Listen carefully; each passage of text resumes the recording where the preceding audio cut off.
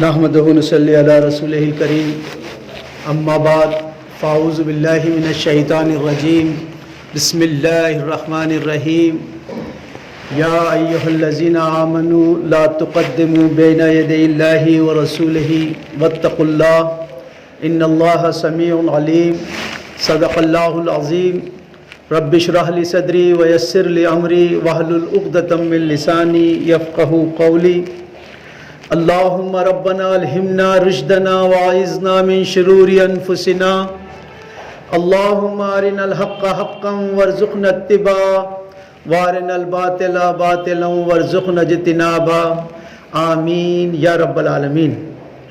عزیز ساتھیو، السلام علیکم ورحمۃ اللہ وبرکاتہ۔ جو حضرات ابھی تشریف لا رہے ہیں وہ آگے تشریف لے آئیں، انشاءاللہ سنتوں کا وقفہ دیا جائے گا۔ میں چاہتا ہوں کہ جو دعا میں نے مانگی ہے اس دعا کو آپ سب حضرات پورے شعور سے، پوری توجہ سے اپنے دلوں میں مانگ لیں۔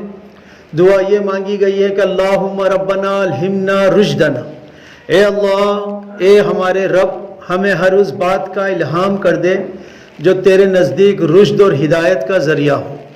وَاعِذْنَا مِن شُرُورِ أَنفُسِنَا، اور اے اللہ ہمیں اپنے نفس کی شرارتوں سے محفوظ رکھ۔ اللہم ارنا الحق حقا وارزقنا اتباعہ، اے اللہ ہمیں حق کو حق ہی دکھا اور اس کی اتباع کرنے کی، اس کو ماننے کی، اس پر چلنے کی توفیق عطا فرما، کیونکہ حق کو سن لینا یا سمجھ لینا کافی نہیں ہے، الٹا نقصان دہ ہے اگر اس کی اتباع نہ کی جائے، اس پر چلا نہ جائے۔ وارن الباطل باطلا وارزقنا اجتنابہ، اور اے اللہ ہمیں باطل کو باطل ہی دکھا اور اس سے اجتناب کرنے کی توفیق عطا فرما۔ کہیں ایسا نہ ہو کہ باطل حق کا لبادہ اوڑھ کر آ جائے اور ہم اسے پہچان نہ سکیں، لہٰذا ہماری چشم بصارت ایسی فرما کہ ہم باطل کو باطل سمجھ سکیں، پھر اس سے اجتناب بھی کر سکیں، اس سے بچ بھی سکیں۔ یہ سورہ حجرات ہے۔ اسلامی ملی معاملات جو ہیں اس کا ڈسکشن اس سورہ میں کیا گیا ہے، اور 2 رکوعوں کی صورت ہے، چھوٹی سی صورت ہے جسے ہم کہہ سکتے ہیں کہ خلاصے کے روپ میں موجود ہے۔ ویسے تو احکام پورے قرآن میں بکھرے ہوئے ہیں، لیکن یہاں پر کچھ احکام کو جمع کیا گیا ہے، اور خاص کر معاشرتی جو احکام ہیں، وہ چیزیں جن سے معاشرہ مستحکم ہوتا ہے، مضبوط ہوتا ہے، یہاں ڈسکس کیا گیا۔ وہ چیزیں جس سے یہ ختم ہو سکتا ہے یا اس میں دراڑ پڑ سکتی ہے، وہ چیز یہاں پر بتائی گئی۔ آپ کے علم ہے کہ اسلام انفرادی شخص سے بات کرتا ہے، انڈیویجول سے بات کرتا ہے۔ جہاں ماں باپ کی ذمہ داری اللہ تعالیٰ نے یہ لگائی کہ وہ اللہ کے حکم سے جو بھی ان کے اولاد ہو اس کو وہ سمجھدار کر کے، بالغ کر کے میرے سامنے کھڑا کر دیں اور ان کو بتا دیں کہ تمہارا پالنہار، تمہارا خالق، تمہارا مالک صرف ایک اللہ رب العزت ہے، اور تم جناب رسول اللہ صلی اللہ علیہ وسلم کے امتی ہو، اور تمہیں جو زندگی گزارنی ہے وہ اللہ اور اس کے رسول کے جو احکام ہیں اس کے اندر زندگی گزارنی ہے۔ لہذا اس سورت کی جو پہلی آیت ہے، یہاں فرمایا گیا یا ایھا الذین آمنوا لا تقدموا بین یدی اللہ ورسولہ، اے ایمان والو اپنے قدم ہرگز آگے مت بڑھاؤ اللہ اور اس کے رسول سے، واتقوا اللہ، اور اللہ کا تقوی اختیار کر کے رہو، ان اللہ سمیع علیم، بے شک اللہ تبارک تعالیٰ سنتا ہے اور سب کچھ جاننے والا ہے۔ یہاں پر ایک مومن کی، ایک مسلمان کی زندگی کے جو اصول ہونا چاہیے وہ بتائے گئے، اور پہلی آیت میں ہی ایمان والوں سے خطاب لگا کر کہہ دیا گیا کہ اے ایمان والو، اپنے کان کھول لو اور سن لو، سمجھ لو کہ تمہاری جو زندگی ہے وہ عام رویے والی زندگی نہیں ہے، جیسے کہ اور انسانوں کی زندگی کو تم دیکھتے ہو اور کبھی کبھی اس سے مبہوت ہو جاتے ہو، آکرشن ہو جاتا ہے ان چیزوں سے۔ ایک آدمی جا رہا ہے اور اس کے سامنے سناٹے سے کار نکلی شاندار، آدمی کا دل چاہتا ہے، لیکن چونکہ اس کی کمائی اتنی نہیں ہے تو اسے صبر کرنا پڑے گا۔ یہ نہیں کہ وہ حرام حلال کا تمیز نہیں رکھے اور اپنی خواہشات کو، جذبات کو پورا کرنے کے لیے نکل پڑے۔ یہ جو نفس کا گھوڑا ہے یہ بڑا منہ زور ہے، اگر اس کو قابو میں نہیں رکھا گیا تو یہ کہیں بھی پچھاڑ مار دے گا. اس کے اندر بھوک ہے، سیکس کی بھوک ہے، کھانے کی بھوک ہے، اور دیگر امراض کی بھوک ہے، دیگر چیزوں کی بھوک ہے. تو جب وہ بھوک اس کو ستاتی ہے تو پھر یہ حرام حلال کی تمیز نہیں کرتا ہے. تو عرض کرنا یہ ہے کہ یہاں پر جو زندگی ہے انسان کی، وہ زندگی ایسی آزادانہ زندگی نہیں ہے کہ جیسے اور تمام مخلوقات کی زندگی ہے. ہماری زندگی اسلام میں جو زندگی ہے انسان کی، وہ محدود بھی ہے اور اس کی کچھ حدیں ہیں، اور ان حدوں کا معاملہ یہاں پر بتا دیا گیا کہ یا ایھا الذین آمنوا لا تقدموا بین یدی اللہ ورسولہ واتقوا اللہ. اے ایمان والو، اللہ اور اس کے رسول سے اپنے قدم ہرگز آگے مت بڑھاؤ،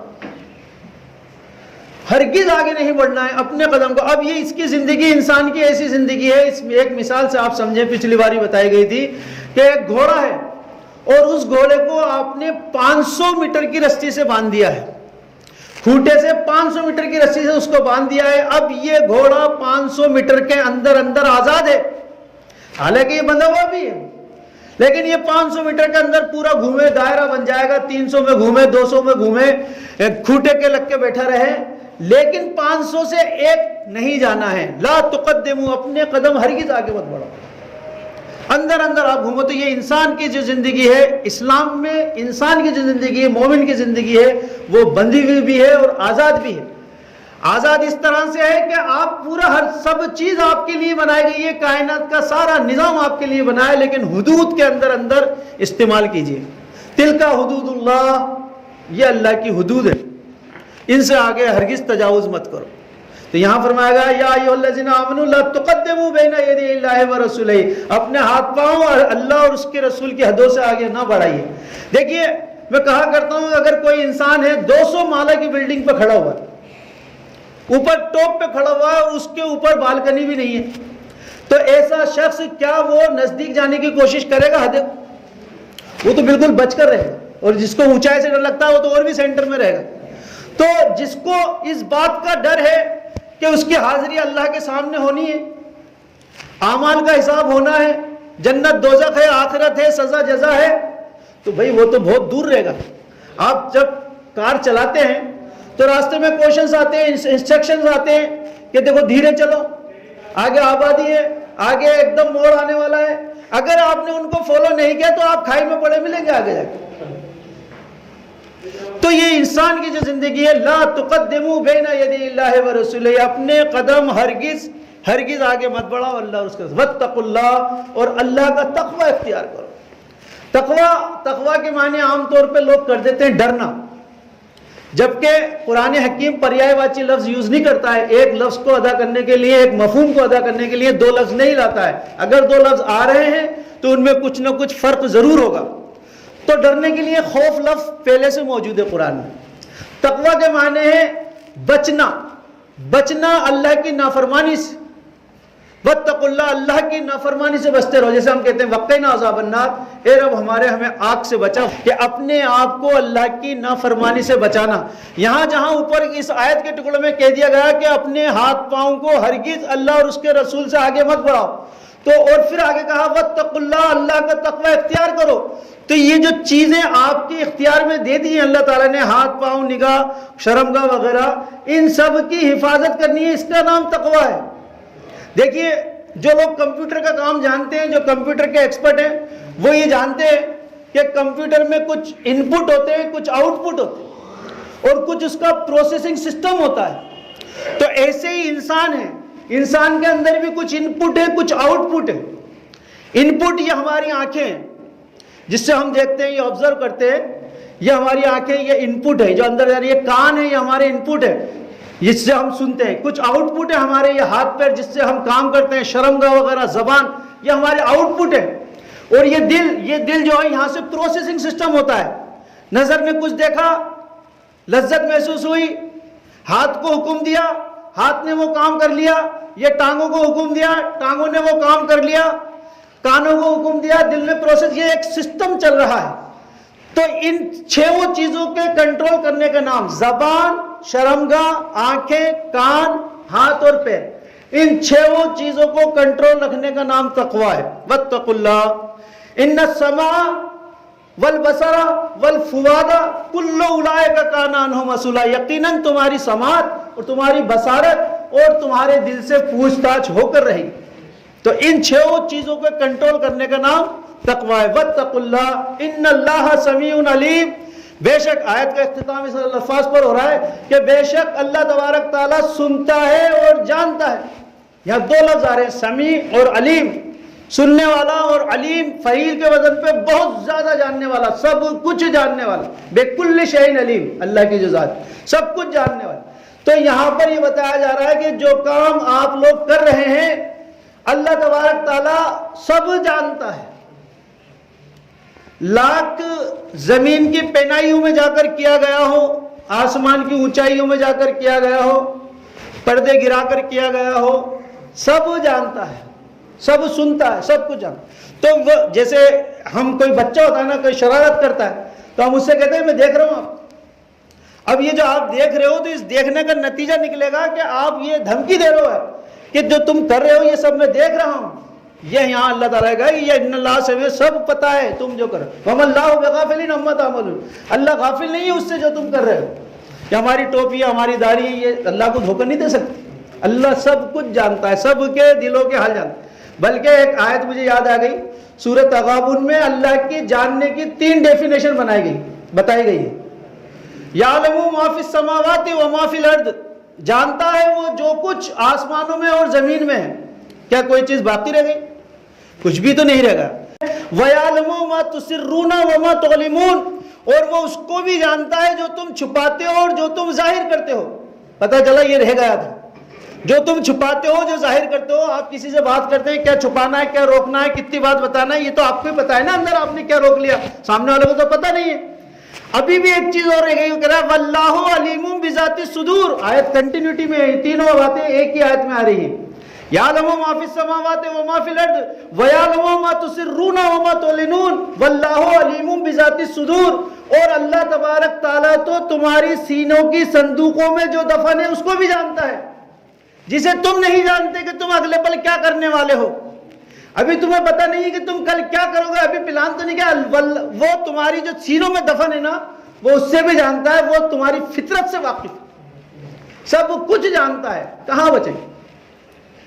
ان اللہ سمیع علیم، یہاں آیت میں فرمایا گیا کہ بے شک اللہ تبارک تعالیٰ سنتا ہے اور جانتا ہے۔ اگلی آیت بہت ہی اہمیت والی آ رہی ہے، یا ایھا الذین آمنوا لا ترفعوا اصواتکم فوق صوت النبی ولا تجهروا له بالقول كجهر بعضكم لبعض ان تحبط اعمالكم وانتم لا تشعرون۔ صرف ترجمہ ہی کر پائیں گے وقت میں۔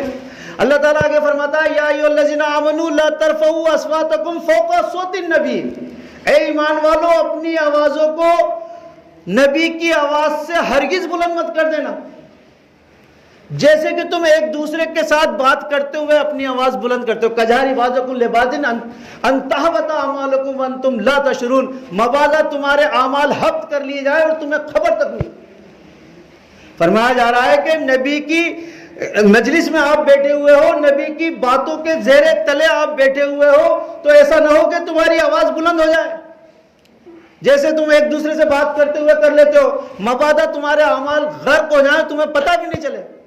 یا ایھا الذین آمنوا لا ترفعوا اصواتکم فوق صوت النبی ولا تجهروا له بالقول كجهر بعضکم لبعض ان تحبط اعمالکم وانتم لا تشعرون، کہ تمہارے اعمال جو بھی تم نے بڑی محنت سے اب کمائے ہیں اور بہت ہی کئی لذت کے ساتھ آپ نے عبادتیں کی ہیں جو قبول ہو گئی ہیں، ابھی تو یہ پتہ نہیں نا کتنی قبول، جو قبول عبادتیں ہو گئی، جو کھاتا تمہارا جمع ہو گیا ہے سوء ادب کی وجہ سے زیرو، سب کچھ ختم ہو جائے، تمہیں پتہ بھی نہیں چلے گا تمہارا کیا نقصان ہو گیا۔